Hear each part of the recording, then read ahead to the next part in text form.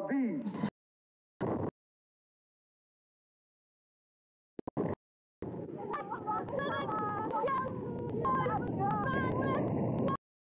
We are all caught in an inescapable network of mutuality, tied in a single garment of destiny. Wherever it affects one directly, affects all indirectly. John Donne called it years ago in graphic terms. No man is an island entire of itself. Every man is a piece of the continent, a part of the main. And then goes on toward the end to say, any man's death, because I'm involved in mine. Therefore, I never sin to know for whom the bell tolls. It tolls for thee.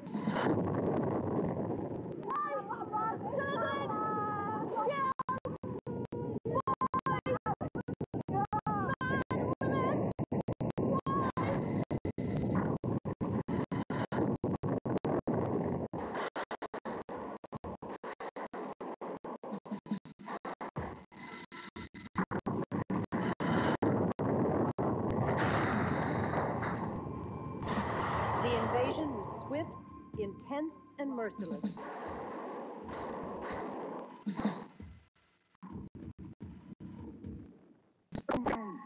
Because I love America,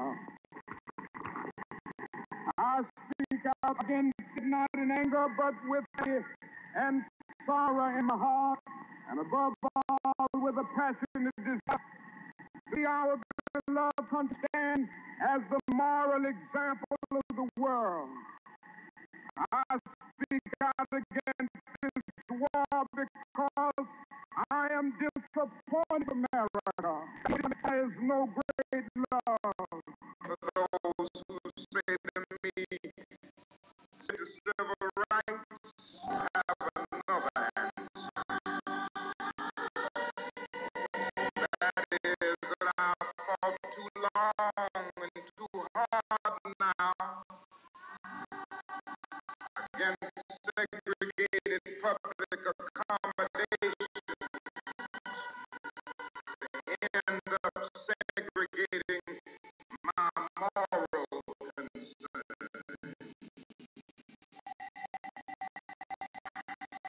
I'm not going to do what they want to do. That is what they want to do.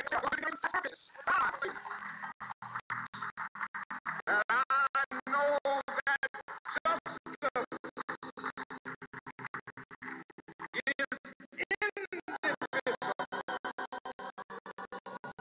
Injustice is a threat to justice everywhere.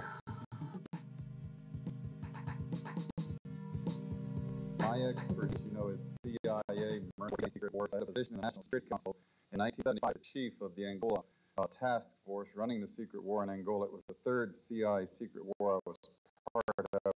The national security law creating the National Security Council and the CIA, as you know, was passed in 1947. The CIA was given this charter to perform such other duties and functions as might be necessary to the national security, and sources and methods. I think it was in the mid-'80s that I infiltrated the third world, because in my research I realized not attacking the Soviet Union and the CIA's activities, we were attacking people in the third world. And quickly, in the interest of time, just give you a little sense of what that means, this third world war. Basically, it's the third, I believe, of loss of life and human destruction, the third bloodiest war in all of history. They undertake to run operations in every corner. They undertook the licensing just totally above and beyond U.S. laws. They had a license, if you will, to kill, but also they took that to a license to do all kinds of things to other people in other societies in violation of international law, our law, and every principle of nations working together for a healthier and more peaceful world. Meanwhile, again, they battled to convert the U.S. legal system in such a way that it would give them control of our society. Now, we have massive documentation of what they call the secret wars of the CIA. We don't have to guess or speculate. We had the Church Committee investigate them, in 1975 gave us our first really in-depth, powerful look inside this structure. Senator Church said in the 14 years before he did his investigation that he found they had run 900 major operations and 3,000 minor operations. And if you extrapolate that over the whole period of the 40-odd years that we've had a CIA, you come up with 3,000 major operations and over 10,000 minor operations.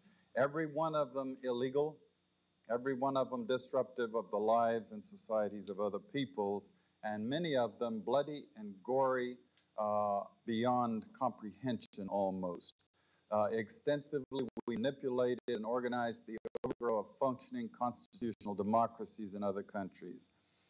We organized secret armies and directed them to fight in just about every continent in the world. We encouraged ethnic minorities to rise up and fight, people like the Mosquito Indians in Nicaragua, the Kurds in the Middle East, the Monks in Southeast Asia, and of course, we have organized, and we still do, and fund death squads in countries around the world, like the Treasury Police in El Salvador, which are responsible for most of the killing of the 50,000 people just in the 80s, and there was 70,000 before that.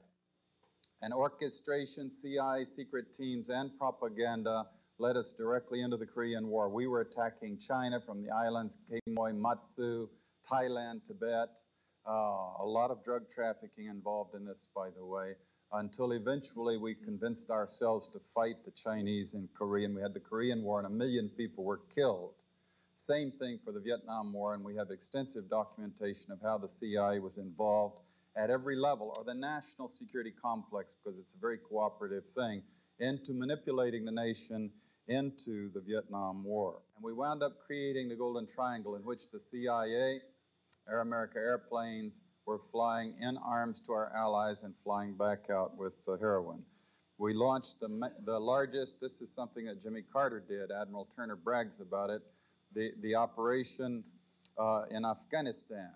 Biggest single operation, I'm told, in the history of the CIA's secret wars. And sure enough, very quickly we produced the Golden Crescent, which is still the largest source of heroin perhaps in the world today. Trying to summarize this Third World War that the CIA, the U.S. national security complex with the military all interwoven in it in many different ways, has been waging. Let me just put it this way. The best heads that I coordinate with studying this thing, we count at least minimum figure 6 million people who've been killed in this long 40-year war that we've waged against the people of the Third World. These are not Soviets. We have not been parachuting teams into the Soviet Union to kill and hurt and maim people, especially not since 1954, when they developed actually a capability of dropping atomic weapons on the United States. They aren't British, French, Swedes, Swiss, Belgians. We don't do bloody, gory operations in the countries of Europe. These are all people of the Third World. They're people of countries like the Congo, Vietnam, Cambodia, Indonesia, Nicaragua, where conspicuously they nor their governments do not have the capability of doing any physical hurt to the United States. They don't have ICBMs. They don't have armies or navies. They could not hurt us if they wanted to. There has rarely been any evidence that they really wanted to. And that, in fact, is perhaps the whole point. If they had had ICBMs, we probably wouldn't have done the things to them for fear of retaliation. Cheap shots, if you will, killing people of other countries of the world who cannot defend themselves under the guise of secrecy and under the rubric of national security.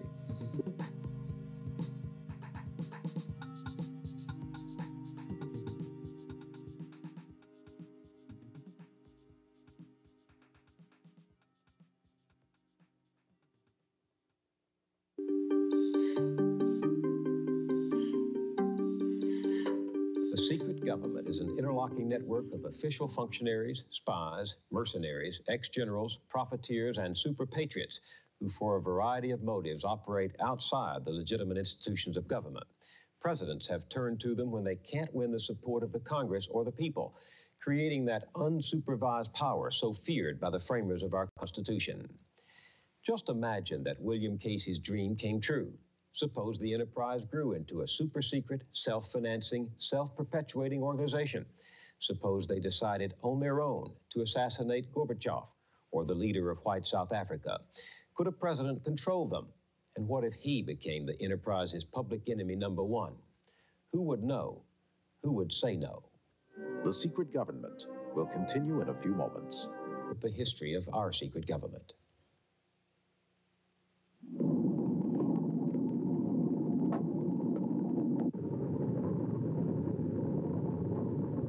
World War II was over.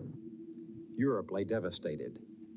The United States emerged as the most powerful nation on earth.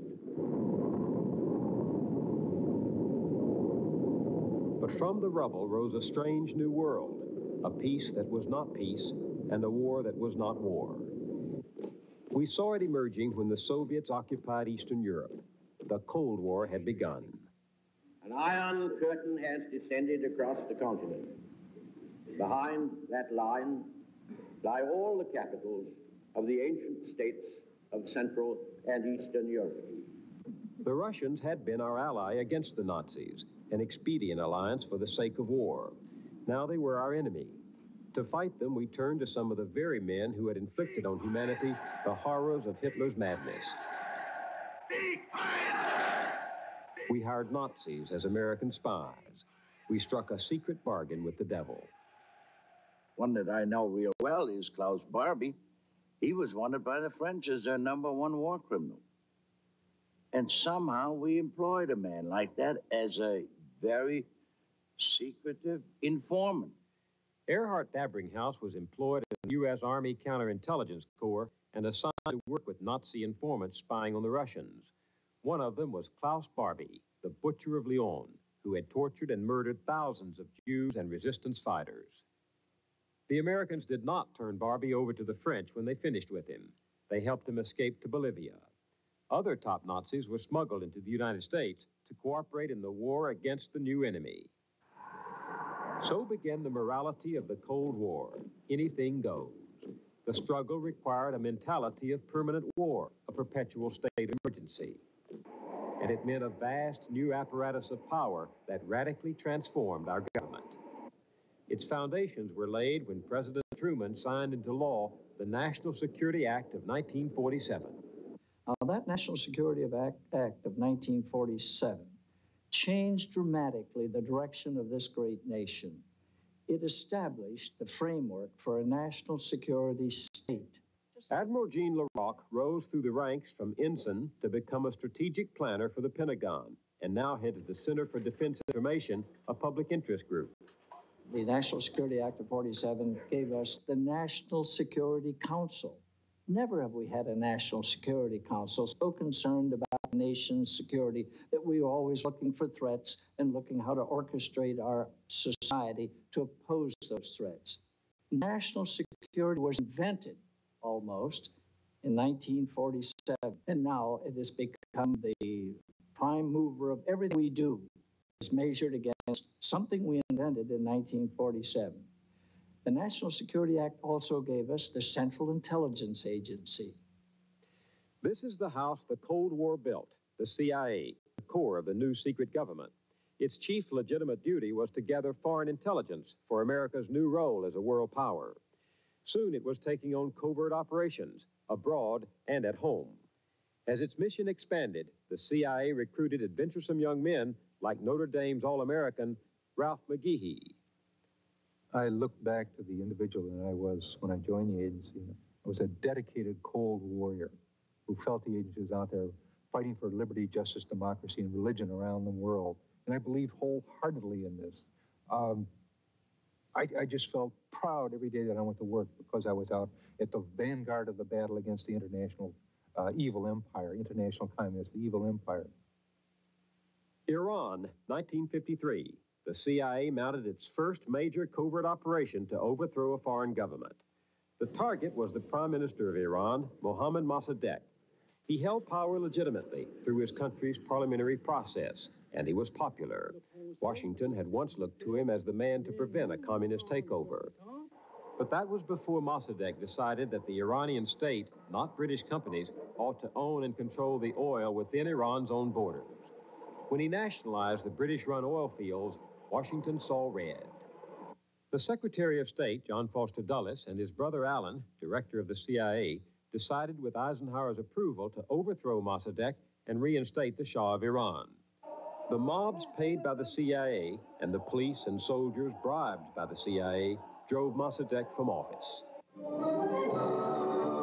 Crown Prince Abdullah greets the Shah as he lands at Baghdad airport after a 7-hour flight from Rome. The King of Kings was back in control and more pliable than Mossadegh. American oil companies took over almost half of Iran's production.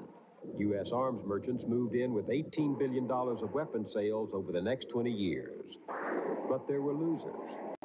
Nearly everybody in Iran of any importance has had a brother or a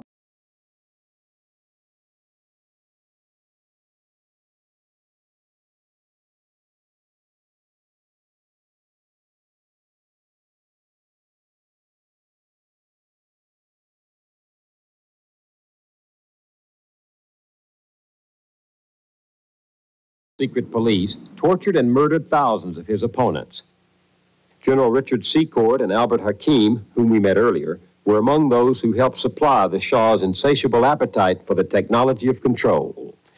But the weapons and flattery heaped by America on the Shah blinded us to the growing opposition of his own people. They rose up in 1979 against him.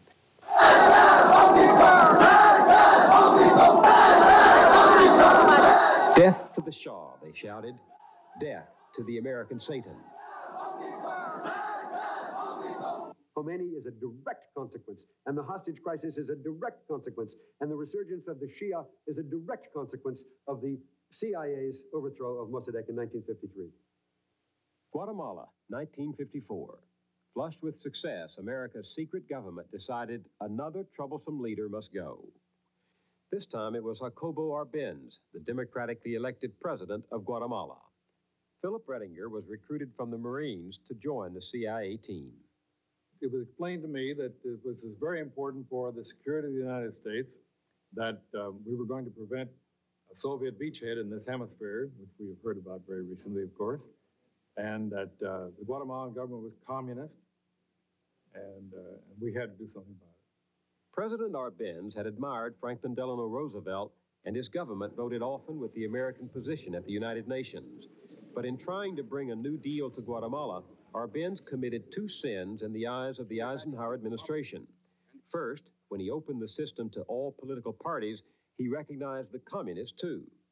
Well, of course, there was no even a hint of communism in his government. He had no communists in his cabinet. He did permit the existence of a very small communist party. Arbenz also embarked on a massive land reform program. Less than 3% of the landowners held more than 70% of the land. So Arbenz nationalized more than 1.5 million acres, including land owned by his own family, and turned it over to peasants. Much of that land belonged to the United Fruit Company, the giant American firm that was intent on keeping Guatemala literally a banana republic. United Fruit appealed to its close friends in Washington, including the Dulles brothers, who said that Arbenz was openly playing the communist game. He had to go. This was sudden death for him. I mean, there was no chance of him winning this fight because of the fact that he had done this to the United Fruit Company, plus the fact that he was overthrowing the hegemony of the United States over this area. And this is dangerous. It could not be tolerated. We couldn't tolerate this. From Honduras, the same country that today is the Contra staging base, the CIA launched a small band of mercenaries against Guatemala. They were easily turned back. So with its own planes and pilots, the CIA then bombed the capital. Arbenz fled and was immediately replaced by an American puppet, Colonel Carlos Castillo Armas. He overturned all of the reformist activity of President Arbenz. He gave the land back to the United Fruit Company that had been confiscated. He took land from the peasants and gave it back to the landowners. The CIA had called its covert action against Guatemala Operation Success. Military dictators ruled the country for the next 30 years. The United States provided them with weapons and trained their officers. The communists we saved them from would have been hard-pressed to do it better. Peasants were slaughtered. Political opponents were tortured. Suspected insurgents were shot, stabbed, burned alive, or strangled. There were so many deaths at one point that coroners complained they couldn't keep up with the workload. Operation Success. What we did has caused a succession of repressive military dictatorships in that country and has been responsible for the death of over 100,000 of their citizens. Success breeds success, sometimes with dreary repetition. Mario Sandoval Alarcon began his career in the CIA's adventure in Guatemala. Today, he's known as a godfather of the death squads. In 1981, after lobbying Ronald Reagan's advisors for military aid to Guatemala, Sandoval Alarcon danced at the inaugural ball. Richard Bissell, another veteran of the Guatemalan coup, went on to become the CIA's chief of covert operations. I looked him up several years ago for a CBS documentary. Cuba, 1961. 7 years after Operation Success in Guatemala, Bissell was planning another CIA covert operation. The assault has begun on the dictatorship of Fidel Castro. On April 17, 1961, Cuban exiles trained by the CIA at a base in friendly Guatemala landed on the southern coast of Cuba at the Bay of Pigs. The U.S. had promised air support, but President Kennedy canceled it. The invaders, left defenseless, surrendered. 7 months after the disastrous invasion, Kennedy delivered a major foreign policy address. We cannot, as a free nation, compete with our adversaries in tactics of terror, assassination, false promises, counterfeit mobs, and crises. The president was not telling the truth. Even as he spoke, his administration was planning a new covert war on Cuba. It would include some of the dirty tricks the president said we were above. The secret government was prepared for anything. At one time, the CIA organized a small department known as Executive Action, which was a permanent assassination capability. Well, it wasn't just an assassination capability. It was a capability to discredit or get rid of people. But it could have included assassination. And it did. There were at least 8 documented attempts to kill Castro. He says there were 24. And there was even one effort to put LSD in his cigars. To help us get rid of the Cuban leader, our secret government turned to the mafia, just as we once made use of Nazis. The gangsters included the Las Vegas mafioso John Rosselli, the Don of Chicago, Sam Giancana, and the boss of Tampa, Santo Trafficante. If I read you correctly, you're saying it's the involvement with the mafia that disturbed you and not the need or decision to assassinate a foreign leader. Correct. It's a chilling thought, made more chilling by the assassination of John Kennedy. The accusations linger. In some minds, the suspicions persist of a dark, unsolved conspiracy behind his murder. You can dismiss them, as many of us do, but knowing now what our secret government planned for Castro, the possibility remains. Once we decide that anything goes, anything can come home to haunt us. Vietnam, 1968. American soldiers are fighting and dying in the jungles of Southeast Asia.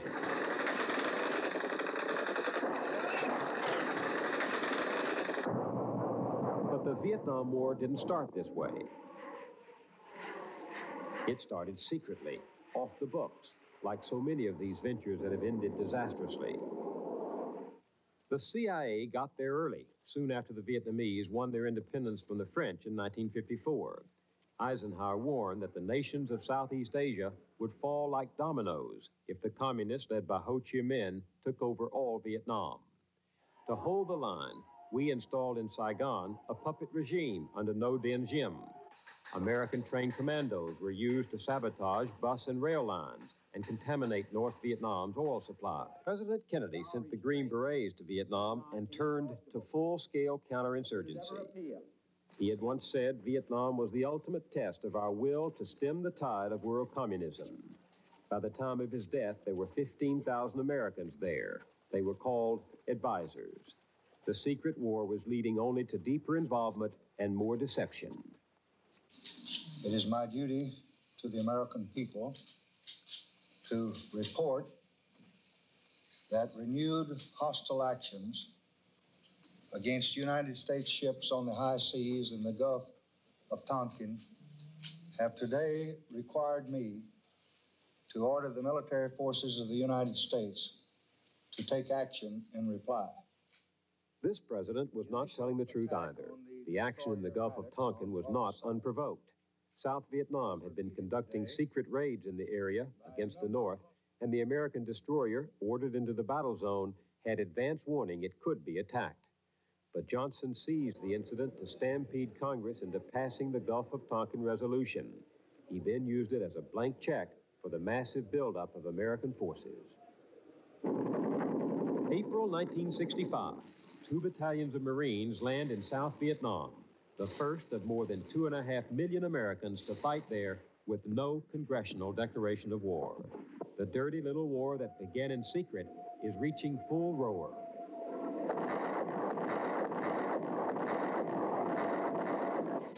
Free fire zones, defoliation, the massacre at My Lai, napalm, and the CIA's Operation Phoenix to round up, torture, and kill suspected Viet Cong.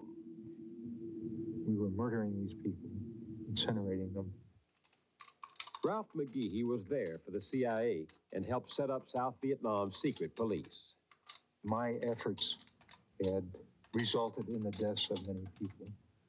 And I just, for me, it was a period when I guess I consider myself nearly insane. I just couldn't reconcile what I had been and what I was at the time becoming.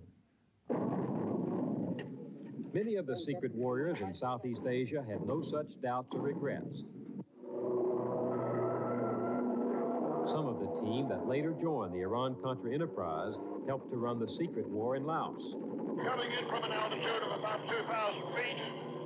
As General Richard Secord later put it, Laos belonged to the CIA. Looking back, it's stunning how easily the Cold War enticed us into surrendering popular control of government to the national security state. We've never come closer to bestowing absolute authority on the president. Setting up White House groups that secretly decide to fight dirty little wars is a direct assumption of the war powers expressly forbidden by the Constitution. Not since December 1941 has Congress declared war. Since then, we've had a police action in Korea, advisors in Vietnam, covert operations in Central America, peacekeeping in Lebanon, and low-intensity conflicts going on right now from Angola to Cambodia. We've turned the war powers of the United States over to where we're never really sure who, or what they're doing, or what it costs, or who is paying for it. The one thing we are sure of is that this largely secret global war, carried on with less and less accountability to democratic institutions, has become a way of life. And now we're faced with a question brand new in our history. Can we have the permanent warfare state and democracy too? A shellfish toxin. In 1975, as the war in Vietnam came to an end, Congress took its first public look at the secret government. Senator Frank Church chaired the Select Committee to study government operations. The hearings opened the books on a string of lethal activities, from the use of electric pistols and poison pellets to mafia connections and drug experiments. And they gave us a detailed account of assassination plots against foreign leaders and the overthrowing of sovereign governments. Yes, it does. We learned, for example, how the Nixon administration had waged a covert war against the government of Chile's president, Salvador Allende, who was ultimately overthrown by a military coup and assassinated. Like Caesar peering into the colonies from distant Rome, Nixon said the choice of government by the Chileans was unacceptable to the President of the United States. The attitude in the White House seemed to be, if in the wake of Vietnam I can no longer send in the Marines, then I will send in the CIA. This remains for me the heart of the matter. The men who wrote our Constitution, our basic book of rules, were concerned that power be held accountable. No party of government and no person in government, not even the president, was to pick or choose among the laws to be obeyed. But how does one branch of government blow the whistle on another? Or how do the people cry foul when their liberties are imperiled if public officials can break the rules, lie to us about it, and then wave the wand of national security to silence us? Can it happen again? You bet it can. The apparatus of secret power remains intact in a huge White House staff operating in the sanctuary of presidential privilege. George Bush has already told the National Security Council to take more responsibility for foreign policy. which can, of course, be exercised beyond public scrutiny. And a lot of people in Washington are calling for more secrecy, not less, including more covert actions. This is a system easily corrupted as the public grows indifferent again and the press is seduced or distracted. So one day, sadly, we're likely to discover once again that while freedom does have enemies in the world, it can also be undermined here at home, in the dark, by those posing as its friends. I'm Bill Moyers. Good night.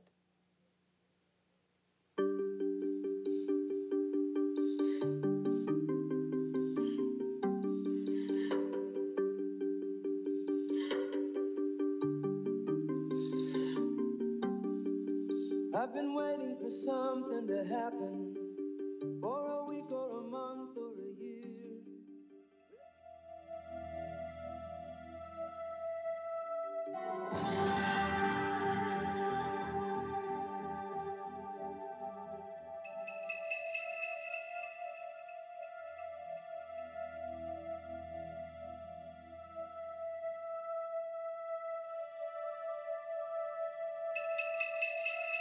What you saw in the Iran-Contra hearings was the exposure of the beginnings of a national security state which believes it has the right to override the Constitution of the United States in the name of security. I think that there was a substantial shadow government trying to run foreign affairs for the United States. In any other country, it would have been called a coup. And they seem to have gotten away with it. These are modern-day pirates, these guys. They have escaped, essentially, the control of national governments, but they're available for use by national governments. Sometimes they move under color of, and defend themselves as advancing U.S. national interests in this. But I think that's very secondary with these guys. They're out to make a buck. I did do it. I am not, as I said in my statement, at all ashamed of any of the things that I did. I was given a mission, and I tried to carry it out.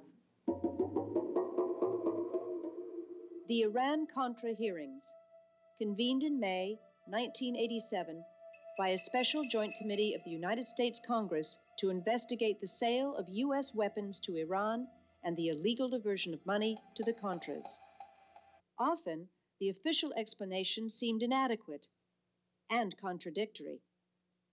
Our government has a firm policy not to capitulate to terrorist demands, that no concessions policy remains in force, in spite of the wildly speculative and false stories about arms for hostages and alleged ransom payments. We did not, repeat, did not trade weapons or anything else for hostages, nor will we. Despite Reagan's denials, investigations soon revealed that arms had been traded for hostages held in the Mideast. A few months ago, I told the American people I did not trade arms for hostages. My heart and my best intentions still tell me that's true, but the facts and the evidence tell me it is not. Only days later, it was further revealed that the arms to Iran had been severely marked up. Some of the profits had been illegally diverted to support the Contras, a guerrilla force organized by the CIA fighting the Nicaraguan government. The Reagan administration had a major scandal on its hands. The use of U.S. government money for supporting the overthrow of the Nicaraguan government was specifically prohibited when Congress enacted the Boland Amendment in 1984.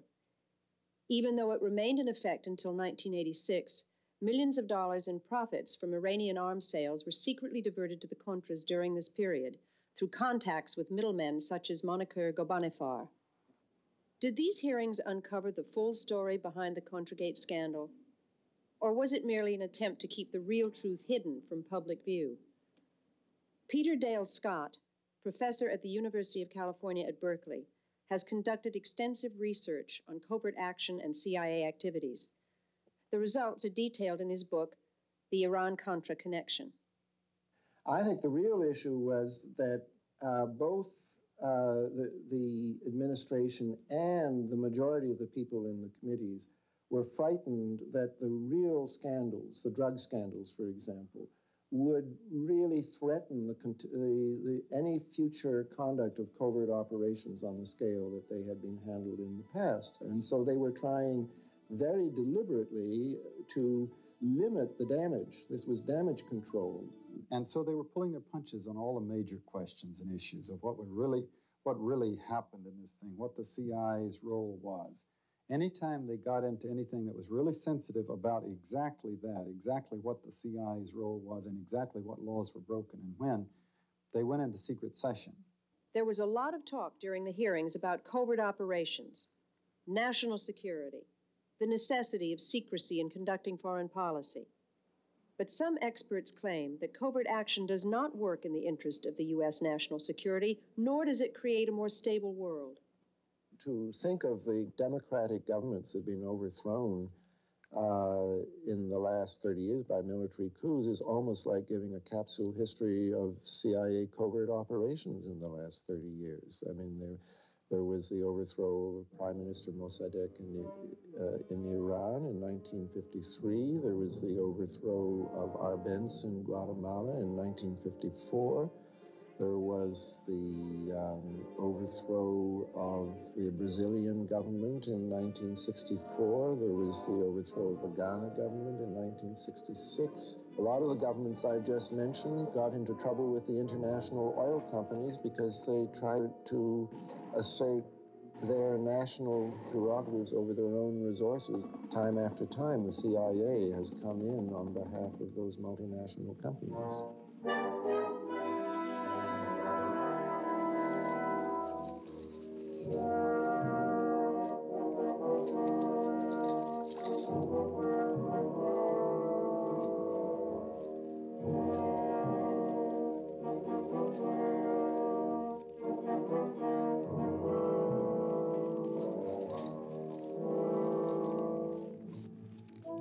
You start a huge covert war that you intend is going to be secret. It's not secret from the Russians, certainly not secret from the Laotians who are getting shot at, or the Angolans, or the Nicaraguans, or whoever it is. It's covert from the American taxpayer and voter. And a lot of people make a lot of money off of it.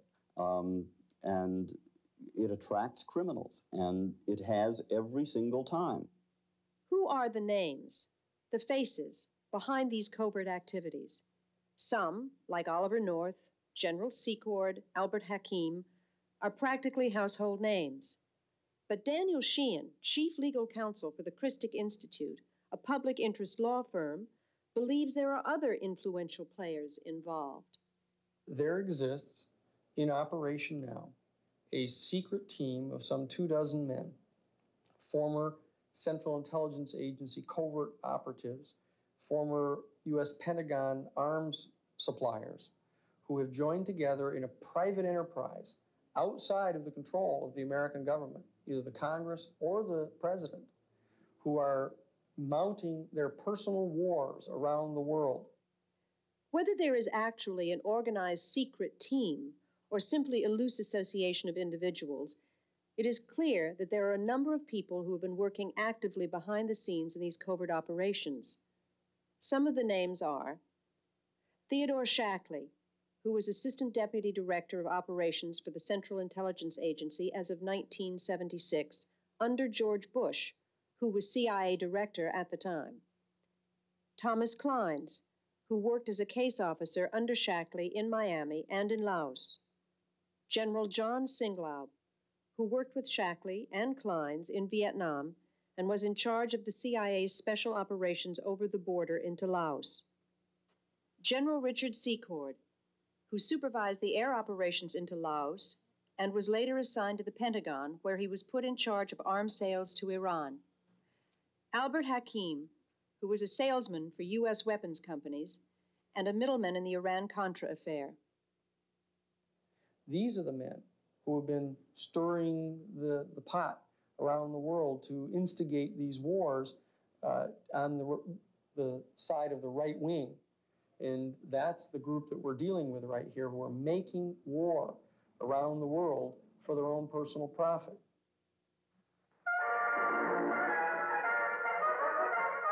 Cuban revolutionary troops such as these have invaded Castro's leftist island fortress. reportedly rallied by a mysterious coded radio message. Alert, alert. From the sea and by... It was after the failed invasion of Cuba at the Bay of Pigs in 1961 that Theodore Shackley, as CIA station chief in Miami, and his assistant Thomas Clines, began working with Rafael Quintero and other right-wing Cubans to overthrow the Castro government.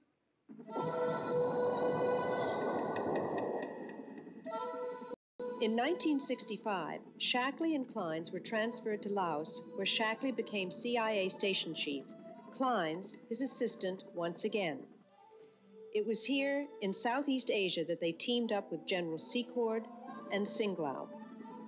And they there began running the secret war in Laos and Cambodia and Thailand. Everybody in the United States basically thought the war was going on in Vietnam. In fact, there was a major dirty war, covert war, that was fought primarily through assassinations of people that were suspected sympathizers of the Pathet Lao or other people who were not terribly sympathetic to the Western powers. When Theodore Shackley was promoted to director of CIA Western Hemisphere operations, he supervised the plans to overthrow the democratically elected president of Chile, Salvador Allende. Allende, a socialist, had promised to nationalize the copper mines and other industries and posed a threat to U.S. business interests in Chile. After a bloody coup, Allende was replaced by a right-wing military dictator, Augusto Pinochet, whose security forces brutally murdered and tortured thousands of political dissidents. Shackley moved on, returning to Southeast Asia. By that time, the writing was on the wall. The United States was going to be pushed out of Southeast Asia. It was clear that the Viet Cong were going to prevail under Ho Chi Minh. And so what these men began to do, they began to pilfer hundreds of tons of ammunition and military equipment out of Vietnam. They began to construct a covert war capacity that was unknown to the United States Congress, that didn't require supervision by the president, but would pursue the mission that they viewed as their ultimate mission. And that is to attempt to vanquish any people who didn't support United States foreign policy and who were socialist or communist anywhere in the world. As private businessmen and government operatives, Shackley, Clines, and Secord, along with Wilson and middleman Albert Hakim, turned their attention to the Mideast. They supplied arms to Mideast governments while skimming off huge profits into hidden bank accounts around the world. They secretly supplied weapons and military intelligence to Nicaraguan dictator Anastasio Somoza and helped the Shah of Iran eliminate his enemies. There is an early bond between Iran and Nicaragua. The bond is this secret team of men. So throughout that period from October of 1977 to December of 1978, this secret team has two major operations, one to support the Shah, the other to support the right-wing dictator Anastasio Somoza in Nicaragua. This was their world at that time.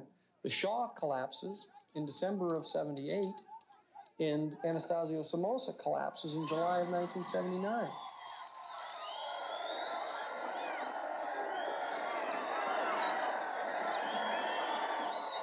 After the overthrow of Somoza, many of his former National Guardsmen fled to Honduras, where they were organized and trained by the CIA as a counter-revolutionary force to fight against the new government in Nicaragua.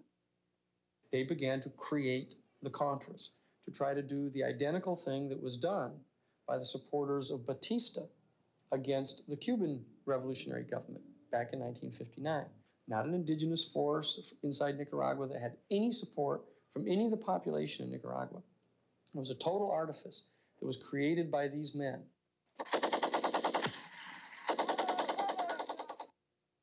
One of the original Contra political leaders was Edgar Chamorro. He joined the Contras in 1981. I became involved with the Contras because the CIA, using people from the White House, they invited me to be one of the Contra leaders. I was told that this was just a war for a year, that the United States wanted to put this pressure on Nicaragua. But then after a year or so, I found out that this was not the case. We were being used to deceive the American people. We were used to lie to Congress. the tactics used by the Contras were tactics of terrorizing civilians, making situations where civilians were getting killed.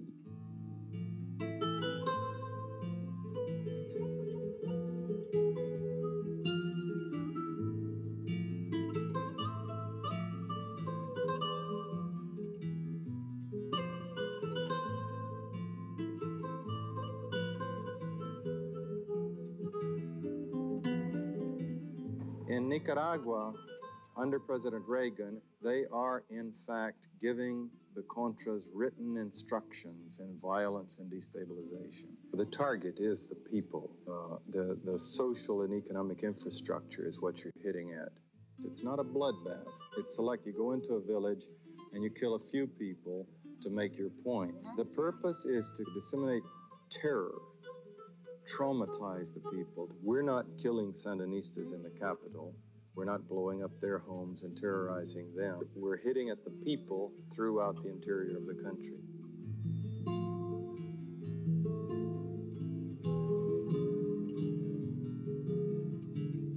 In the early 1980s, when the CIA was working to establish a southern front in Costa Rica in the war against Nicaragua, a relationship was established with John Hull, an American rancher living in Costa Rica.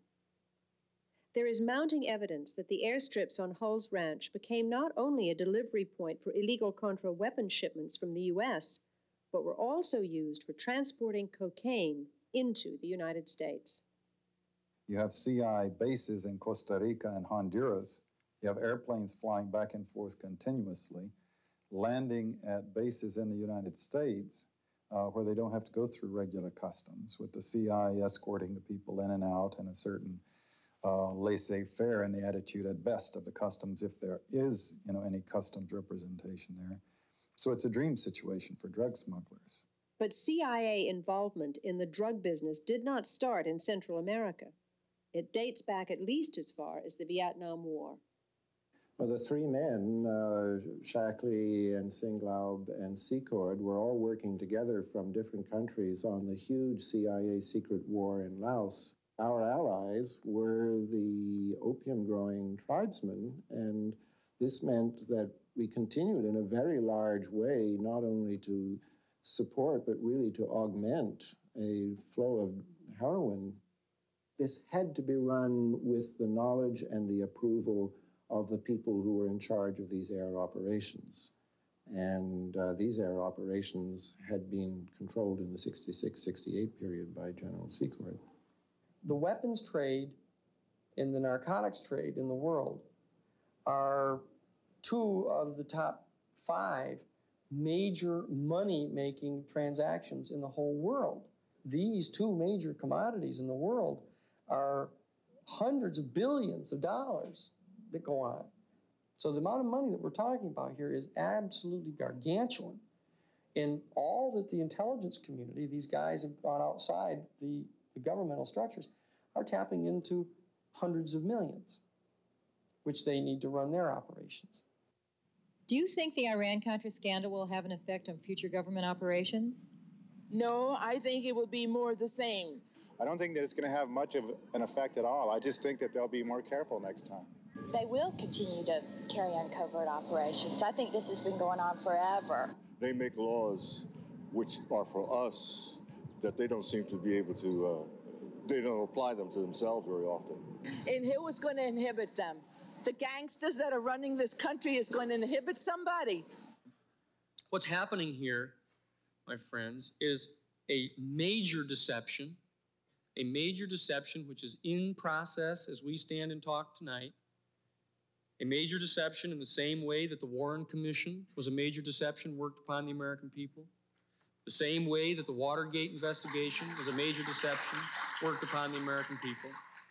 Just like the bombing, the secret bombing of Cambodia was kept secret and was a deception worked upon the American people.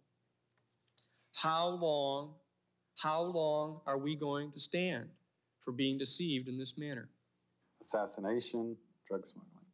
If they had pursued that line of questioning, they would have soon gotten themselves into a position where they would have had to impeach someone.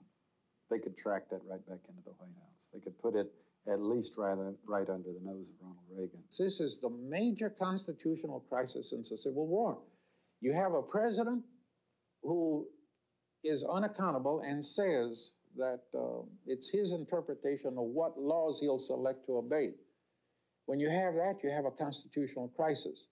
Covert operations have never done this country any good. They may be of momentary advantage to the people who are in power at a particular moment, but in terms of the interests of this country as a whole, they have proven disastrous. There isn't a single one in 30 years that you can point to and say, well, that was one that we are now more secure, better off, and happier as a result of. Every one of them has in its own way contributed to the deterioration of security in the world that we live in. And so it's really time to stop them.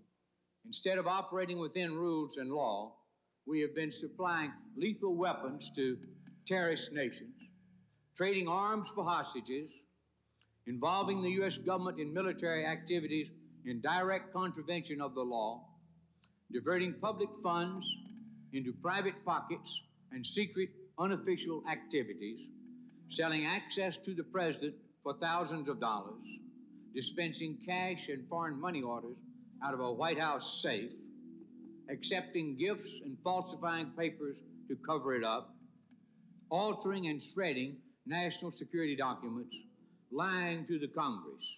Now, I believe that the American people understand that democracy cannot survive that kind of abuse.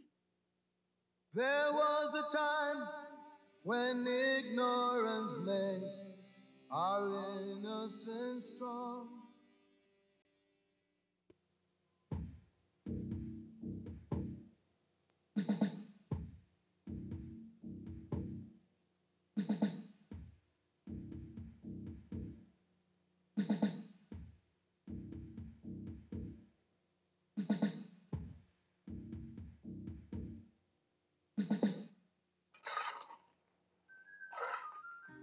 In the late afternoon of December 4th, 1980, an unmarked grave was found in a field in El Salvador. When it was opened in the presence of the U.S. ambassador, it revealed the bodies of 4 women. Mary Knoll's sisters Maura Clark and Ida Ford, Ursuline's sister Dorothy Kazel, and lay missionary Jean Donovan. Of the 5 officers later found responsible for the rape and murder of these women, 3 were graduates of the United States Army School of the Americas. The School of the Americas originated in 1946 in Panama. Now it is located on the grounds of Fort Benning, Georgia. The school teaches commando operations, sniper training, how to fire an M16, and psychological warfare.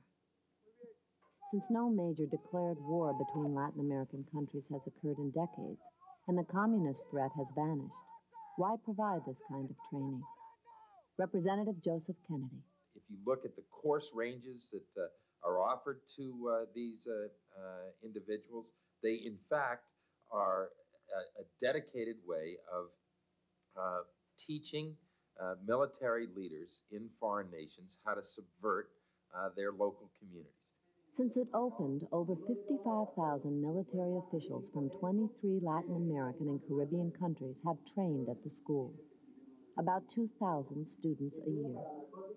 As facts have emerged about the school and its graduates, it has drawn the attention of a growing number of human rights activists, such as Mary Knoll father Roy Bourgeois. Just down the road here is this school, the School of the Americas. It's a combat school. Most of the courses revolve around what they call counterinsurgency warfare. Who are the insurgents? We have to ask that question. They are the poor. They are the people in Latin America who call for reform. They are the landless peasants who are hungry. They are healthcare workers, human rights advocates, labor organizers. They become the insurgents. They are seen as el enemigo, the enemy. And they are those who become the targets of those who learn their lessons at the School of the Americas. What has been learned about the lessons taught at the school? In the 1980s, the Civil War in El Salvador became a focal point for human rights activists throughout the world. Death squads operated freely, often killing 50 people a night. There were so many cases that on March 23, 1980, Archbishop Oscar Romero in San Salvador made a plea to the military leaders of his country. Yo quisiera hacer un llamamiento de manera especial.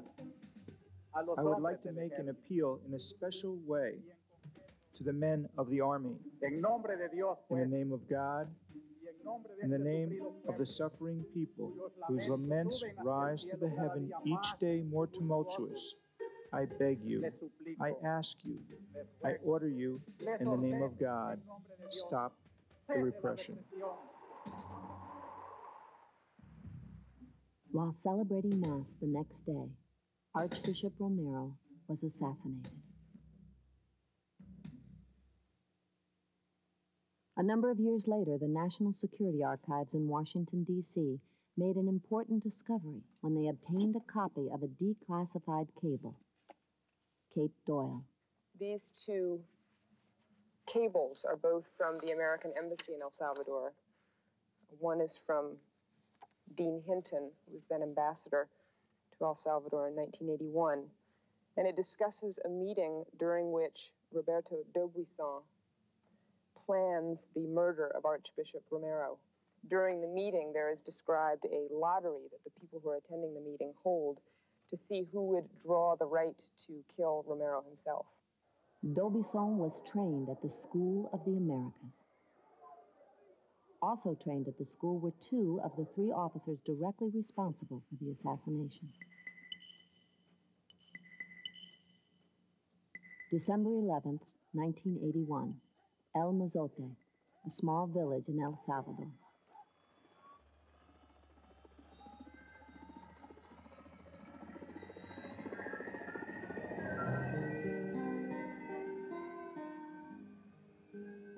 Primero llegaron y dijeron que todos salieran a la calle. First, they forced everyone out of their houses and made us all lie face down in the street, both men and women. Hombres y mujeres, boca abajo. Y los niños llorando.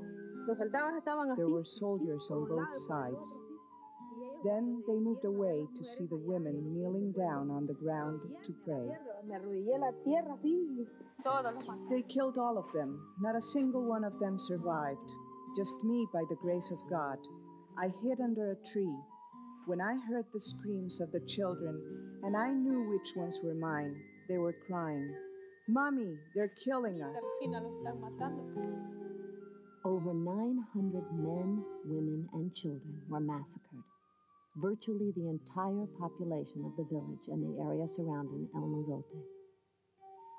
Out of 143 bodies identified in the laboratory, 131 were of children under the age of 12, including 3 infants under the age of 3 months.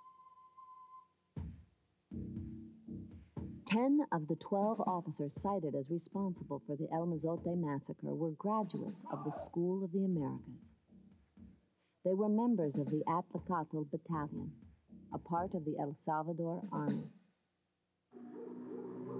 November 16, 1989, San Salvador. 6 Jesuit priests, their housekeeper, and her 15-year-old daughter were slaughtered. To get the facts about this incident, a U.S. congressional investigation began, led by Representative Joseph Moakley. I went down, talked with the embassy, talked with the military, talked with the Unionists. The killing was done by the Atlacatl Battalion, which is the crack battalion in that country. And these are the people, some of them had just returned from the United States, where they were taught a course on human rights, amongst other things. 19 of the 26 officers implicated in the Jesuit murders were graduates of the school. The United Nations Truth Commission report, released on March 15, 1993, cited specific officers for committing atrocities during the El Salvador Civil War. At School of the Americas Watch, just outside Fort Benning, Georgia, Vicki Immerman matched the names cited in the UN report with names in a United States government document. what I did was I took these officers, all the officers listed in the report, and I took their names and looked them up in this list of graduates of the School of the Americas, which we received through the Freedom of Information Act. What I found were 49 of the 60-some officers listed were graduates of the School of the Americas. El Salvador is only part of the school's story. In the entry area of one of its main buildings are photographs of those the school honors, its so-called Hall of Fame. At the top of the list, Hugo Banzer, former dictator of Bolivia, a graduate of the school. Some of the others similarly honored are the former dictators of Honduras, Ecuador, and Argentina, and generals from 8 other Latin and Caribbean nations, many cited by human rights groups for involvement in human rights abuses in their own countries. Among other graduates, Manuel Noriega, former president of Panama, currently in prison in the United States. 4 of the 5 ranking Honduran officers who organized death squads in the 1980s as part of Battalion 316 are graduates. Half of the 250 Colombian officers cited for human rights abuses attended the school. The 3 highest-ranking Peruvian officers convicted in February 1994 of murdering 9 university students and a professor were all graduates. During the dictatorship of the Somoza family, over 4,000 National Guard troops graduated from the school. Many of them later became known as the Contras, responsible for the deaths of thousands of Nicaraguan peasants in the 1980s. The general in charge of Argentina's so-called dirty war was a school graduate. During that internal conflict in the late 1970s and early 1980s, an estimated 30,000 people were tortured, disappeared, and murdered. General Hector Gramajo of Guatemala was the featured speaker at the school's graduation ceremonies in 1991. Human rights groups claim he is the architect of strategies that legalized military atrocities in Guatemala, resulting in the death of over 200,000 men, women, and children. As a Catholic priest, as a U.S. citizen, I really feel a responsibility to speak out against that because of this. This does not lead to healing. It leads to death and suffering. In a way, this is a death machine. And this, I want to say, is very close to home because it's in our backyard. It's not out there in El Salvador. This is not in South Africa. We're talking about a school of assassins right here in our backyard, being supported and financed through our tax money. It's being done in our name. An amendment offered On September 30th, 1993, the School of the Americas was debated by Congress for the first time in its history. It happened when an amendment to the Defense Department budget was introduced by Congressman Joseph Kennedy. Mr. Speaker, my amendment would reduce the Army Operation and Maintenance account by $2.9 million, the amount dedicated to running the Army School of the Americas at Fort Benning, Georgia. The intent of this amendment is to close the school. We're only 30 or 40 votes short of winning. That means that if people around the country hear about this and write their congressman, we can win. This is an issue that we can win on. And what's very important right now, I feel, is to let our voices be heard. Bishop Romero said it best. Before he was killed, before he was assassinated by someone who trained at the School of the Americas, he said, we who have a voice, we have to speak for the voiceless. And I realize that we here in this country, we have a voice. We can speak without having to worry about being disappeared or tortured or being picked up. We can speak. And I just hope that we can speak clearly and boldly on this issue. I'm not very educated, but in my simple words, I think that the only thing the School of the Americas has accomplished is the destruction of our countries in Latin America. Don't give us any more of that military aid. It would be better to help the poor who are in need. We need the voices of others, and we also need those letters to congressional leaders to let them know that we will not allow them to use our money to run a school of assassins.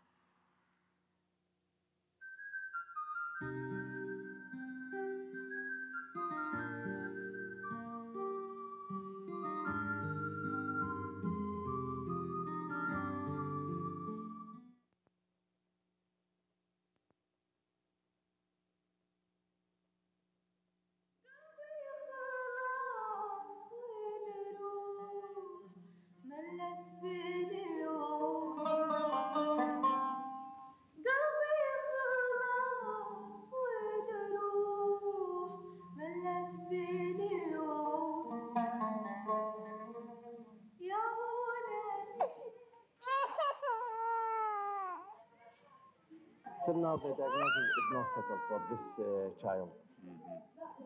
He complained from prolonged fever and this wasting.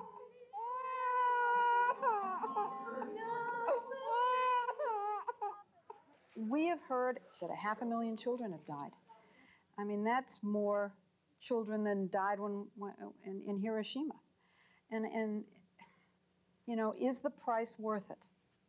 I think this is a very hard choice, but we think the price is worth it. Worth it because she believes the sanctions are working.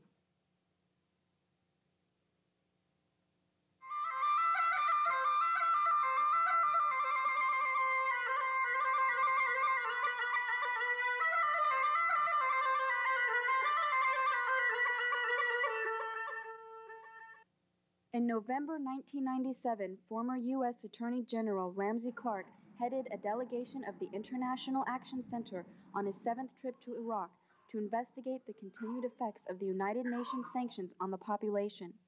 We were shocked by what we saw, an almost total absence of medicines, medical supplies, and spare parts for the equipment. Despite the heroic efforts of medical personnel, babies, children, and the chronically ill continued to die in vast numbers. The United States government claims that Saddam Hussein is to blame for the crisis. What is the real cause of the suffering? The sanctions. They are an extension of the 1991 United States war against Iraq.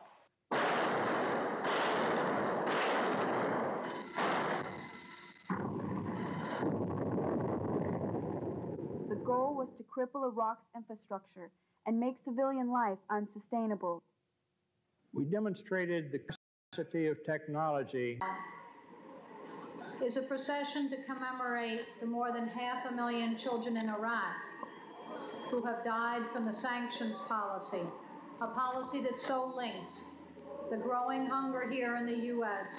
is reflected 1,000 times in the starvation of more than 1 million people who died in Iraq. I think it's very important that each one of you came out here today and to keep in touch with us and to raise your voice, to show your face, to stand and walk with the Iraqi people. We are thousands of miles away from them. But when I was in Iraq, I felt so desperately. I wanted to call the United States and I wanted to say, sisters and brothers, organize a demonstration now. Get together, even if it's 25 people, even if it's 10 of us. Show that we are here in the United States, that they have friends here who do not believe in the extermination of the Iraqi people, that they have friends here who say...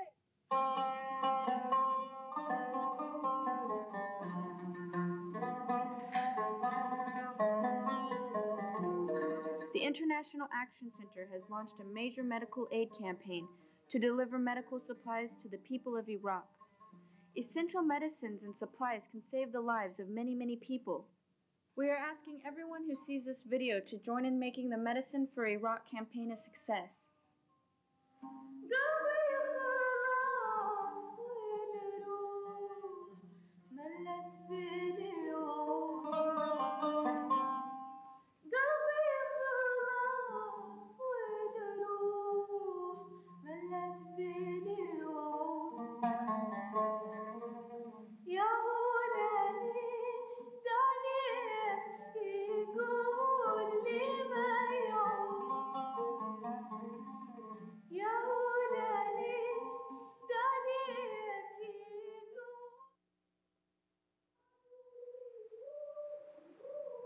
In Indonesia, you may well know the story about what the military regime has done to East Timor, but by chance, if even one of you doesn't know it, I'll tell it again, because that's really what it's going to take for the situation to change, is that story told from one person to another, from one community to another, until people simply say they're not going to take it anymore. They're not going to let the U.S. government support these kind of regimes that are responsible for some of the worst genocides in the 20th century. Indonesia, under Suharto, the military regime came to power in '65 in an incredible bloodbath. Perhaps 500,000 to 1 million people killed in Indonesia, with the support of the U.S. Central Intelligence Agency, because of the reporting of one crusading journalist named Kathy Kadane, who went to journalism school simply to write this article. She had met a CIA agent who had been working in Indonesia, and he talked about how the U.S. CIA made up lists of dissidents in Indonesia and gave them over to the military under Suharto as he rose to power. And the military would go out and kill these people as the U.S. CIA would strike their names off the list. And in this way, they killed between 500,000 and 1 million people from 1965 to 1967. That was how the Suharto regime rose to power.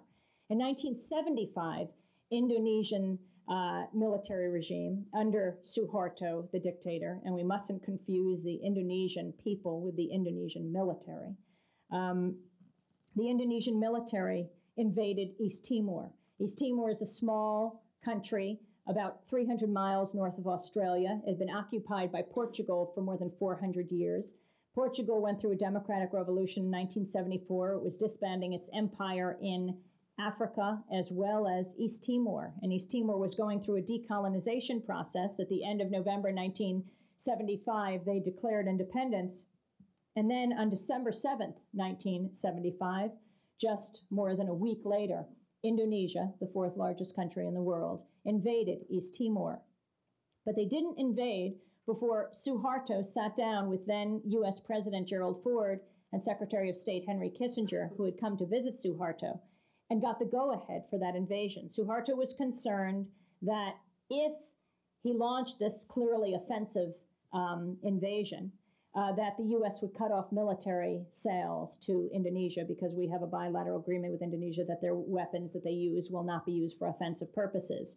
But once assured that that would not happen, Indonesia invaded by land, by air, by sea, East Timor. First went after the capital, Dili, and the thousands of people who live there, dragging thousands of people down to the sea and shooting them into it as their loved ones counted them off. Just before the invasion, there were 6 journalists who were covering the events leading up to the invasion as the Indonesians came over from West Timor, the military, and then ultimately had their full-scale invasion on December 7th. And there were 5 journalists in a small town called Balibo, and they lined them up against a house and they executed them. They cut off their genitals, shoved them in their mouth, and they suffocated to death as they shot them. Indonesia full well knows how serious it is when word gets out, and so they tried very hard not to let word get out about what was happening. In fact, after the invasion of December 7, 1975, they closed East Timor to the outside world for more than a decade as they killed the Timorese inside, killing more than 1/3 of the population. One of the worst genocides in the late 20th century, proportionately worse than Cambodia. You might wonder why we've heard a lot about Cambodia, but almost nothing about East Timor until recent years. And that's because the U.S. government was official enemy of Pol Pot and Cambodia. And so the President and Secretary of State would constantly speak out against it, and the U.S. press would print what the President and Secretary of State would say. And that was good in terms of Cambodia, because Pol Pot did commit a genocide there. But in the case of Indonesia, Indonesia was an official ally of the United States. And so Ford and then Carter, Reagan, Bush, and then Clinton are not going to speak about the atrocities that Indonesia has committed in East Timor. And because they didn't, and because the U.S. corporate media rarely diverges from the Washington agenda, the U.S. media hardly covered it at all. One report the day after the invasion by Walter Cronkite for 40 seconds announced that Indonesia had invaded East Timor. And then in the corporate press and the broadcast networks, NBC, ABC, CBS, even PBS, there was not a mention of East Timor for the next 17 years. My daughter did not belong to any group. She had nothing to do with Noriega. She was innocent. She had nothing to do with all of this, and they killed her.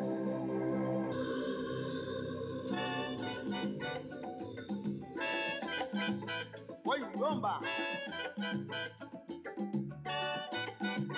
Sabrosa. Mami, esto sí es verdad.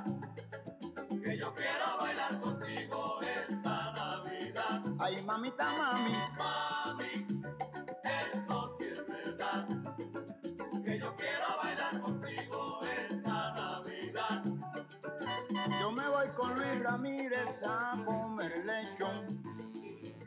On December 19th, 1989, while Panamanians were getting ready for the Christmas holidays, the United States was secretly mobilizing 26,000 troops for a midnight attack.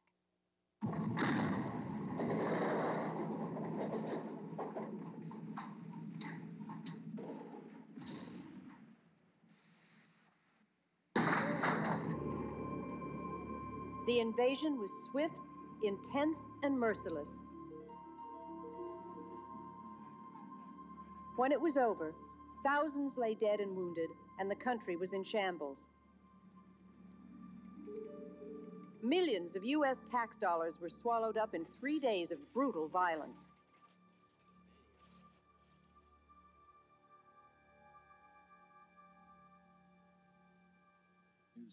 In many ways, the invasion served as a testing ground for the Persian Gulf War 1 year later. It is also an indication of the kinds of intervention the United States may undertake in the years to come. But still, big questions remain. What exactly happened during the invasion of Panama, and why? As the invasion unfolded, Americans stayed glued to their TVs and newspapers for coverage. But how much of the real picture did the media give them? The performance of the mainstream news media in the coverage of Panama has been just about total collaboration with the administration. Not a critical murmur, not a critical perspective, not a second thought. The story that the White House was pushing was getting this so-called narco-terrorist in a net. And that was the thrust of all of the coverage. When are we going to get Noriega? Have they let Noriega get away? By late today, they had taken control of much of the country, but their chief target, General Manuel Noriega, escaped. Manuel Noriega belongs to that special fraternity of international villains, men like Gaddafi, Idi Amin, and the Ayatollah Khomeini, whom Americans just love to hate. They focused on Noriega to the exclusion of what was happening to the Panamanian people, to the exclusion of the bodies in the street, to the exclusion of the number dead, to the exclusion of what happened to the women and children in that country during this midnight invasion. Noriega was head of Panama's military intelligence and had a long-standing relationship with the United States. He had been on the CIA payroll since the 60s. When George Bush became director of the CIA in 1976, under President Ford, he inherited Noriega as a contact. Despite evidence that Noriega was involved in drug trafficking, Bush kept Noriega on the payroll. In fact, he increased Noriega's salary to more than $100,000 a year and eliminated a requirement that intelligence reports on Panama include information on drug trafficking. With support from the CIA, Noriega was able to outmaneuver his rivals, and in August of 1983, he became commander of the Panamanian military. As the Reagan administration expanded its covert war against the Sandinista government in Nicaragua, Noriega became increasingly helpful. Working with the CIA and with Israeli arms dealers, Noriega helped coordinate an arms supply network to provide weapons to Contra bases in northern Costa Rica. Noriega's involvement in the drug traffic really increased his importance as a source for the CIA and as someone who was able to conduct dirty tricks in the region for the CIA. So It's no accident that the CIA became the most prominent defenders of Noriega against the drug charges, because that's the sort of thing which CIA clients tend to do. Despite Noriega's collaboration with many U.S. covert operations, he was becoming increasingly uncooperative with U.S. objectives in Central America. In 1984, he angered the Reagan administration by hosting Latin American leaders at the Contadora peace talks. The talks called for an end to U.S. intervention in Central American affairs. But relations with Panama are under a new cloud tonight because of news reports Senator alleging... Jesse Helms charged today that the military strongman of Panama, Manuel Noriega, is the #1 drug trafficker in the Americas. The Reagan administration now openly called for his removal. We do want Noriega out of there and a return to a civilian democratic government. The U.S. now undertook a systematic effort to overthrow Noriega. Economic sanctions were stepped up and additional troops were dispatched to Panama.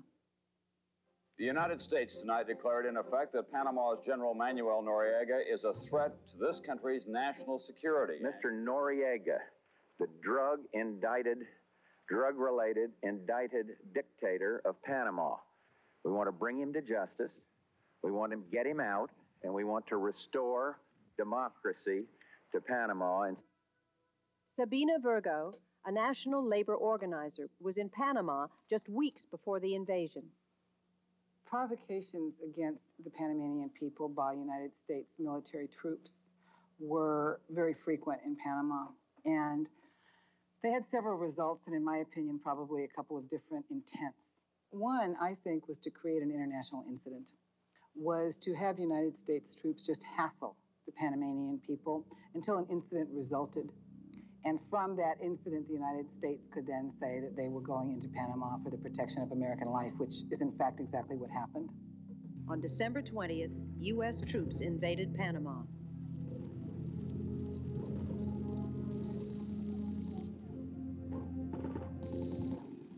The invasion was codenamed Operation Just Cause. Shortly after midnight, U.S. troops simultaneously attacked 27 targets, many of which were in densely populated areas. One of the primary targets in Panama City was the headquarters of the Panamanian Defense Forces, located in the crowded neighborhood of El Chorrillo. U.S. troops shelled the area for 4 hours before moving in and calling for surrender. We ask you to surrender. If you do not, we are prepared to level each and every building. It soon became clear that the objectives were not limited only to military targets. According to witnesses, many of the surrounding residential neighborhoods were deliberately attacked and destroyed. They shot at everything that moved, without mercy and without thinking whether they were children or women or people fighting. Instead, everything that moved, they shot.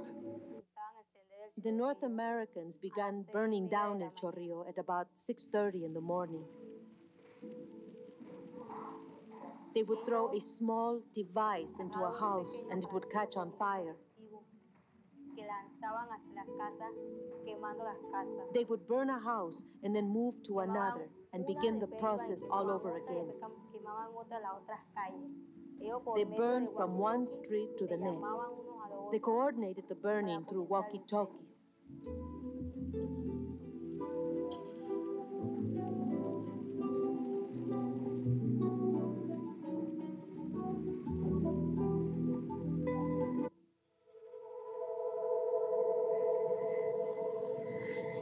The Pentagon used Panama as a testing ground for newly developed high-tech weapons, such as the stealth fighter, the Apache attack helicopter, and laser-guided missiles.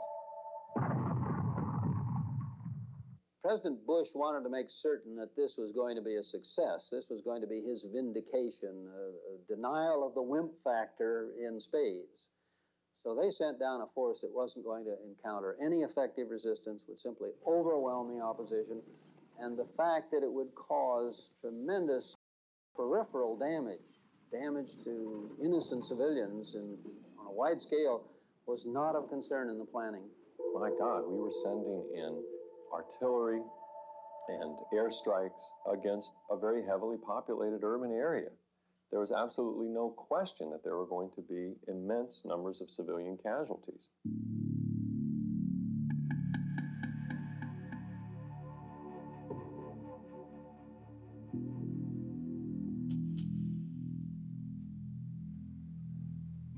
During the days and weeks following the invasion, the U.S. policy of applying overwhelming deadly force continued.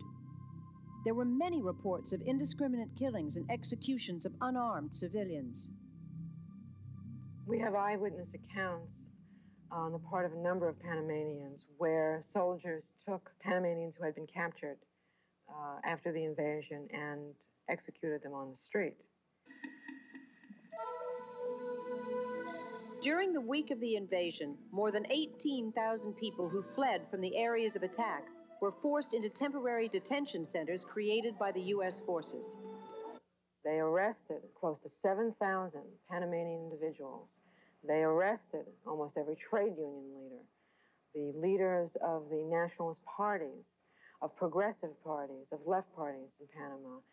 They arrested people who were cultural leaders. There are still hundreds of Panamanians who remain in jail with no due process, with no formal charges against them.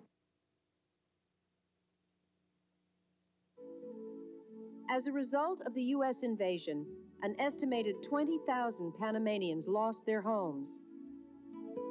Hardest hit were residents in the poor neighborhoods of San Miguelito, Colón, Panama Viejo, and El Chorrillo.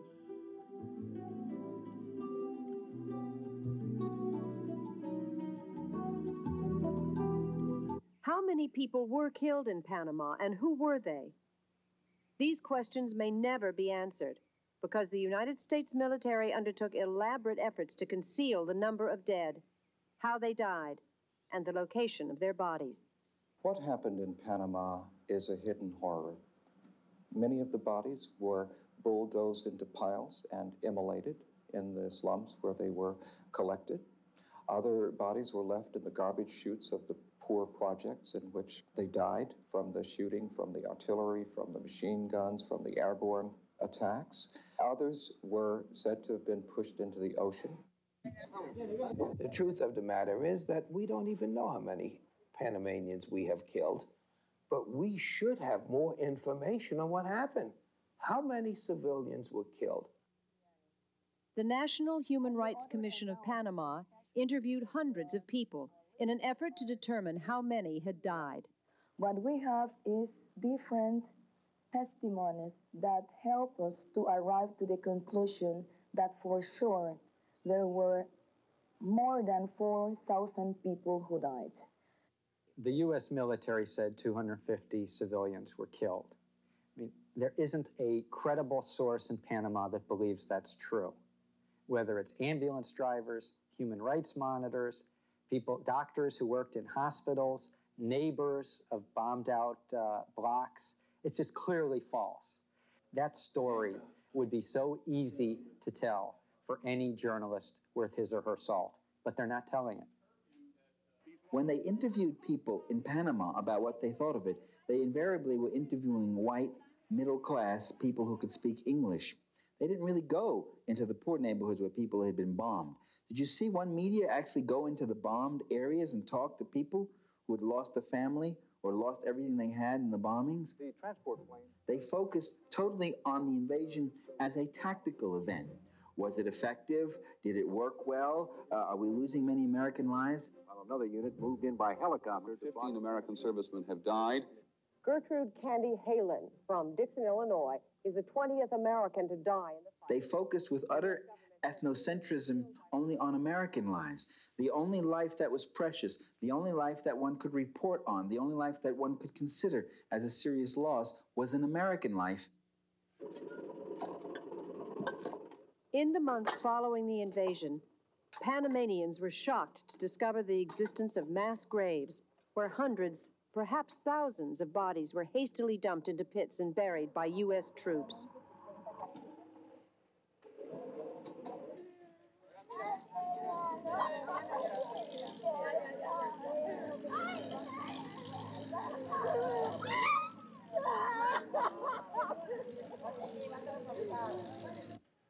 To date, there have been 15 mass graves that have been identified throughout Panama.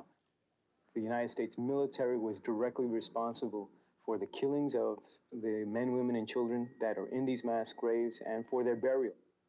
These mass graves exist throughout Panama, and some are believed to be on U.S. military bases, which creates a difficulty in terms of access to these mass graves. We found many young people, 15, 16, 18 years old. We found people in their 60s and in their 70s. We found people killed by a shot to the back of their heads, dead with their hands tied, dead with casts on their legs or arms. Although the U.S. media created a perception of support for the invasion within the United States, the invasion was overwhelmingly condemned in the international community. If you look at any document in international law, any of numerous treaties, it's clear that this invasion was illegal. It's not debatable. The Panama invasion violates the UN Charter and the OAS Charter, which have specific prohibitions against invasions of a sovereign country and invasions of the territorial integrity of other countries. These prohibitions are very strict and clear under international law. The United States' actions in violation of human rights also violates the Geneva Conventions, which protect civilians from indiscriminate acts of violence as had occurred against civilian victims in Panama. The four biggest, most important papers in this country all endorsed the rightness of the Panama invasion. That's the Washington Post, the Los Angeles Times, strong endorsement, the New York Times, and the Wall Street Journal. Every one of them. Now, a little body known as the United Nations had a vote about this. On December 29th, they voted by an overwhelming majority to condemn the invasion as, in their words, a flagrant violation of international law. The media was so cooperative with the government because the media are owned by the same interests that are being defended in Central America by that government policy. The media are not close to corporate America. They're not favorable to corporate America. They are corporate America. They're an integral part of corporate America. We are a plutocracy. We ought to face it. A country in which wealth controls. It may be true of all countries, more or less, but it's uniquely true of ours because of our materialism and the concentration of wealth here. Even our democratic processes are hardly that because money dominates politics, and we know it. And through politics, it dominates government, and it dominates the media.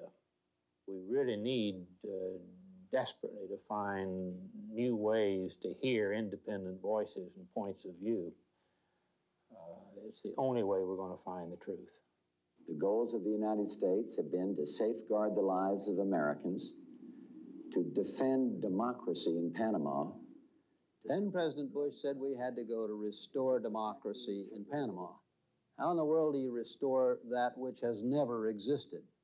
Panama has never been a democracy since we created Panama for our own purposes in 1903. And all we did was go down to restore American control and dominance in Panama.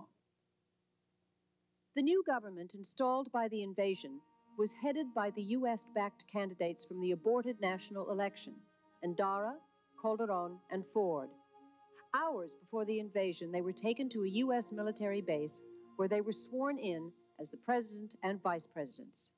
Of course, he's not going to say that, that Panama is occupied. In fact, he might not even call it an invasion. It wasn't his kind that were killed or massacred. He lives in the nicer area, in the oligarchical area. And, you know, his interest was protected. He's not running Panama. He's a puppet of the U.S. government. The U.S. government is running Panama. They're running all of the ministries in Panama. He's only abiding by what he's told to do. The invasion sets the stage for the wars of the 21st century in South America. The 2,000-mile invasion from Washington to Panama City took place primarily with bases from the United States. The essential value of the Southern Command is to give another 2,000 miles of intervention capability, which takes us right into the heart of the Andean coca-producing region, where the wars of the next decade are entirely likely to take place. Panama is another example of destroying a country to save it. And it's another case of how the United States has exercised a might makes right doctrine among the smaller countries of the Third World. It has long been U.S. practice to invade these countries, get what we want, and leave the people that live there to kind of rot. George Bush, may his children be spared what my daughter is being subjected to. My daughter who doesn't want to live. May his generation be spared what our generation is living through. He should ask God for forgiveness for all the damage caused to many families down here.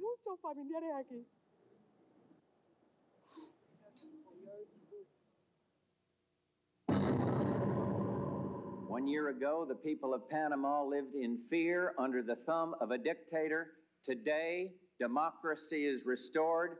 Panama is free.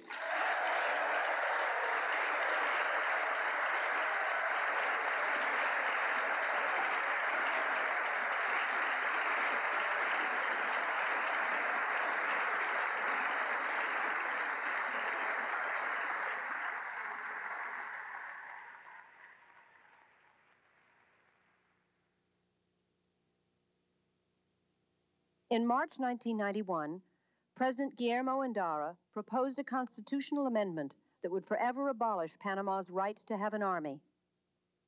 Later that year, a law was passed by the United States Congress to renegotiate the Panama Canal treaties to ensure continued U.S. military presence in Panama, on the grounds that Panama was no longer capable of defending the canal.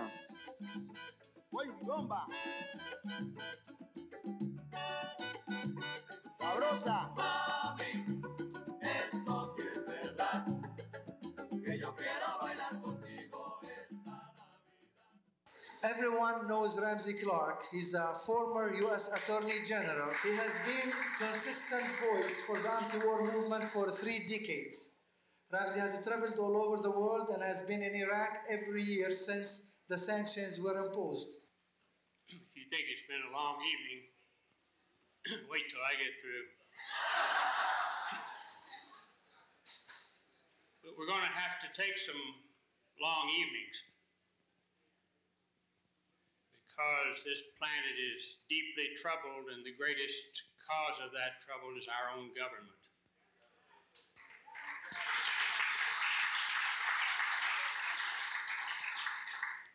In the speech that Reverend James Lawson referred to, that Martin Luther King made on April the 5th, 1967,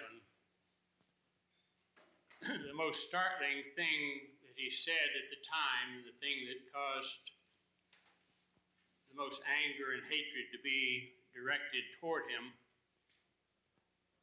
was this sentence: "The greatest purveyor of violence on earth is my own government."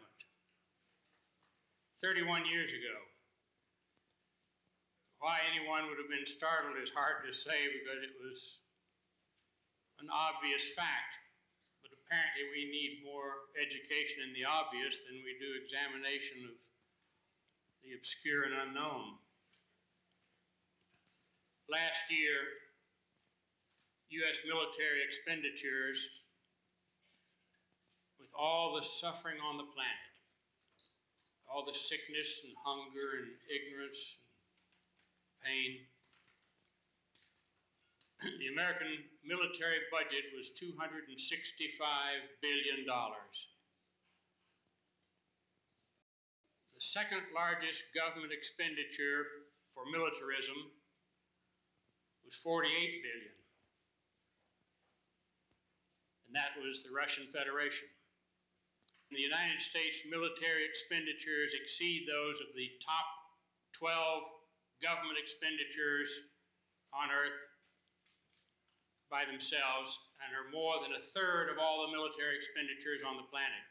We have a war party in this country, and we've had it all along.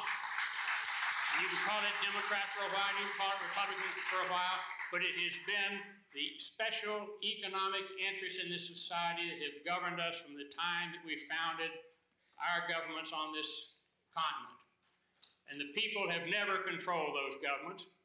We call ourselves the world's greatest democracy. We are absolutely a plutocracy. It's the most obvious thing in the world. Wealth governs this country, and wealth uses military violence to control the rest of the world as best it can. And we're responsible, and we will pay the price for it. If we don't control our violence, if we don't control the effect of the symbol of our glorification of violence on our children and on the rest of the planet, then this human species is going to be the first to destroy itself completely. And that's the road the United States government has put us on. The single most pertinent statement on this issue was by Henry Kissinger. When the Iran-Iraq war began, over 1 million very young men lost their lives in that war. Henry Kissinger said at the beginning of the war, 8 years of war, I hope they kill each other. And that was exactly our policy. What could be better?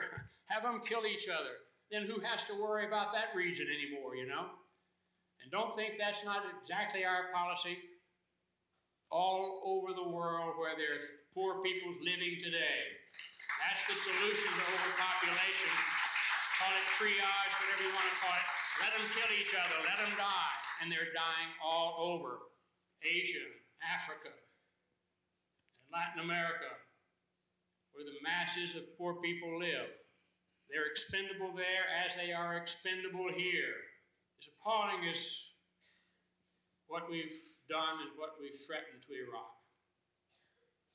The worst violence that all of our technology could unleash, and then the strangulation of the sanctions.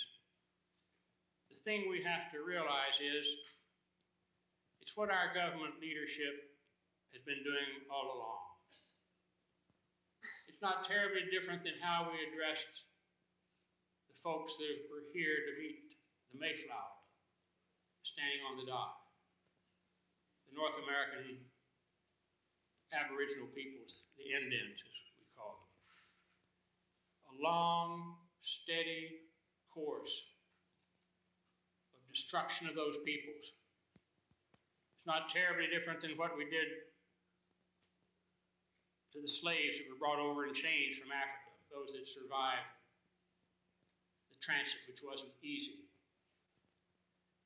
You look in our history books, you don't read about a Philippine-American war. You read the Philippine history books, and they know about a Philippine-American war. We call it the Spanish-American War. We were liberating the Filipinos.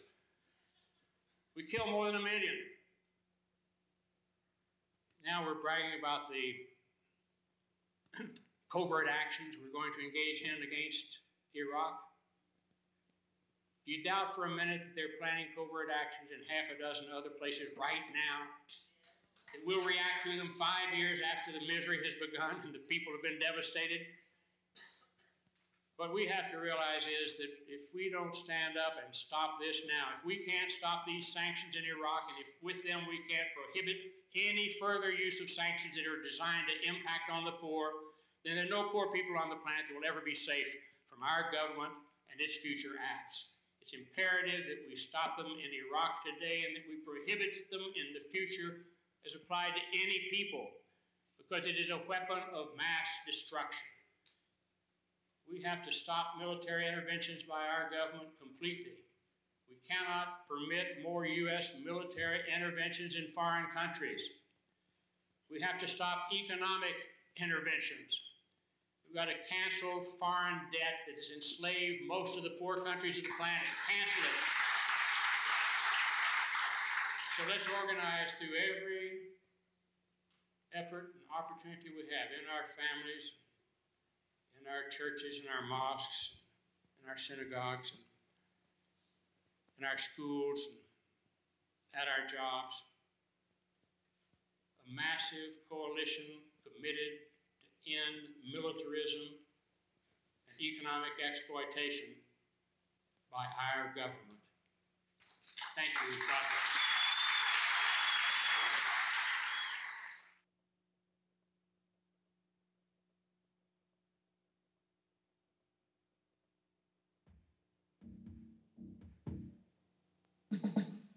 On September 1st, 1987, S. Brian Wilson began a protest at the Concord Naval Weapons Station near Oakland, California.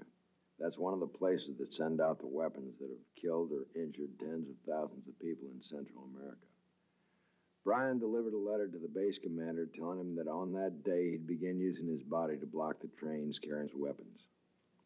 His hope was that if they stopped the train to save one human life, they were not far from understanding they could also stop it from destroying many human lives, each of equal value in Central America. They must have known he meant business. 1 year earlier, with 3 other veterans, he'd gone without food for 36 days on the steps of the Capitol to persuade Congress to stop the killing in Central America. Brian Wilson, former high school jock, former Air Force security officer in Vietnam, former dairy farmer who'd received a commendation for his work with the traumatized veterans of Vietnam, was run over that day. He'd put himself in the place of the people of Central America, and in doing so, he opened up the deepest truths of human existence. For the life and times of Brian Wilson had turned him into a satyagrahi, a practitioner of the nonviolent resistance to evil. The path taken by Martin Luther King, Mahatma Gandhi, and Archbishop Romero of El Salvador. Brian trusted that even greater than the power of a speeding train is the power of truth and love. He showed a new kind of heroism, the kind that may just bring the world back from the brink of self-destruction. He acted on his faith in the unity and sanctity of all life, and that if one person will speak and act upon this truth, it will open the hearts of many and provide us a way out in this most desperate moment. 5% of the people of the world live in the United States, but we consume 40% of the resources of the world. We have become used to thinking that we have a right to all that we have, no matter what damage we do to the earth or to other people. We have become detached and disconnected from reality. We have become detached from the earth. We have become detached from the feelings and lives of people elsewhere if it interferes with our right to maintain our lifestyle and standard of living. I would submit to you that we're on a course leading to inevitable annihilation. Martin Luther King said, the issue is not between violence and nonviolence, it's between nonviolence and non-existence. The course we're on in the first world is a course of ultimate destruction. Do we want to be part of this course of ultimate destruction, or do we want to be part of hope and affirmation and justice for all people of the earth and for the earth itself, without which we cannot live? Yes, I'm talking about a nonviolent revolution of consciousness, a consciousness that is able to understand how we're all inextricably connected to each other on this earth and to the earth itself, and that if we violate those fundamental principles, we do so at our own peril. Yes, we can continue to live in this delusion and the denials of reality because it's painful, it's frightening, sometimes it's terrifying. Just as Vietnam vets have understood, it's terrifying to face the truth, especially when you don't have anybody to talk to. How can we continue as a civilization of we the people if we have to do it at the expense of maiming and murder of people all over the world, whether it's in Angola or El Salvador or Guatemala or Nicaragua or Cambodia or Vietnam or South Africa? Are we going to watch this happen again? Do we just go about our business as usual and know that another 5,000 people will be killed in our name? Or do we have to think about a paradigm shift that somehow is able to experience the anguish of the earth and the anguish of the Nicaraguans and the anguish of the El Salvadorans, whose lives are being threatened by our guns and our money? because we have to protect our national security. Well, I hope and I challenge all of you to think, but more importantly to feel in your heart how you might be able to act in such a way so that the world can live in peace and justice. And I'm liberated. I'm free to stand anywhere, any place, and tell them they cannot continue to kill mothers and fathers and children in my name as a citizen of the United States. So I ask each of you to search your hearts as to what your truth is for being a citizen of the earth, promoting justice as a foundation for peace. It's not going to happen magically, and I think it's not going to happen by relying on these political structures and institutions in Washington. I think we're going to have to wage peace in the most extraordinary ways, whether our government wants it or not.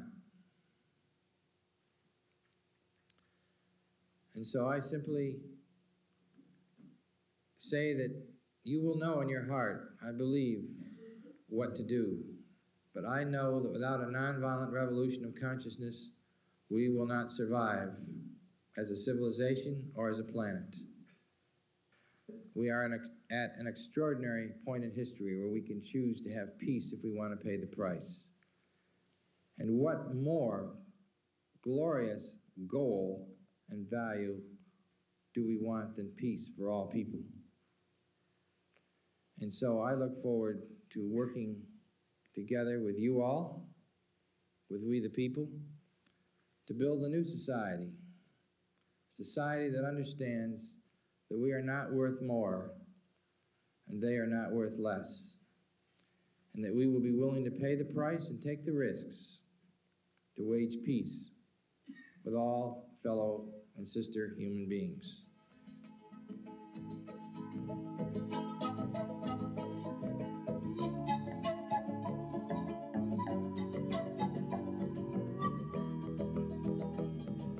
I feel ever more empowered to wage unconditional peace